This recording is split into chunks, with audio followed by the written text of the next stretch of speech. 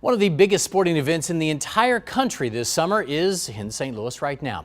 The 100th PGA Championship begins tomorrow at Belle Reve Country Club. But what does it really mean for the St. Louis area? Joining me in studio today is Patrick Rishe. He's one of the top sports economists in the country, based at Washington University. Always good to see you. Appreciate you being Thanks, here. John. Hobnobbing with the stars all day today out there. There were so many stars today. You had Ozzie Smith, you had Joe Buck, you had Hall of Famer Bernie Federko and Al McGinnis just a few hours ago. So it was a lot of fun out there today. That's good that you say that, because it sets me up with my first question. Nice job by you. We have the bragging rights right now, right? The world's eyes are upon us at this point. What does this event mean long-term, though? For a golf event, is there a long-term benefit? Well, I think that this is a community, as we've talked about before, that needs a victory in sports, maybe beyond sports. We've lost a football team.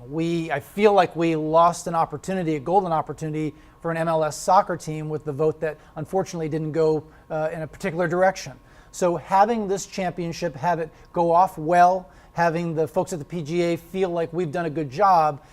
We may not get another major in a while just because they plan these things out so far, but it proves to people out there that are watching, this is a national and international audience, that we can do a great job welcoming international guests and national guests to our community and putting on these great events. Okay, we always hear these numbers, but of course the numbers that we hear, of course that you hear on the media, are spun by the people who want to make it look really good, right? An NCAA event comes to your town, you're getting $1 billion, right? But we know those numbers are spun. Something like this, that's just a week-long activity, this has got to be good for all the people coming in, right? This is a really positive economic story here, I would assume. It certainly is. Some of the numbers that have been floated out there, maybe a little higher than I would calculate. But just to put it in perspective, we recently did a study for the SEC Men's Basketball Championships that were here in March, and that was around $16 million.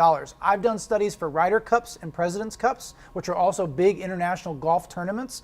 I would say this event is probably somewhere in the neighborhood of $60 to $80 million in direct visitor spending that is retained at restaurants, hotels, retailers in this region. So it's great.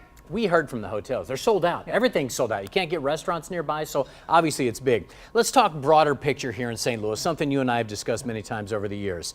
You've done research on 2 and 3 sports cities, right? We were always a 3-sports city. Now we're down to a 2. Is that where we should be, or are we below where we should be? Should we still be a 3-sports city? Look at how many people are showing up for this thing. There's no question in my mind that when we look at the landscape, Major League Soccer would be a wonderful fit for St. Louis. There's absolutely no question about it.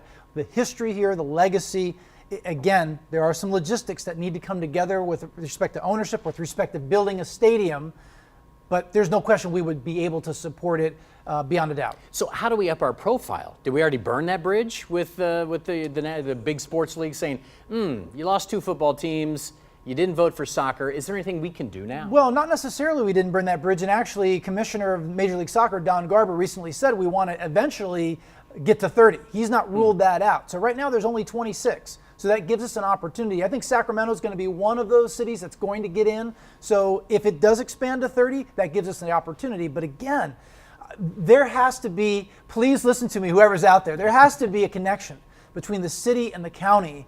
There needs to be togetherness in terms of making these projects happen, because with that divide that we've had, I've lived here now for 20 years. I've seen the divide. With that divide, John, it's created barriers to making things happen. All right. Also, he has a new book out. It's called They Shoot, They Score. What's it all about?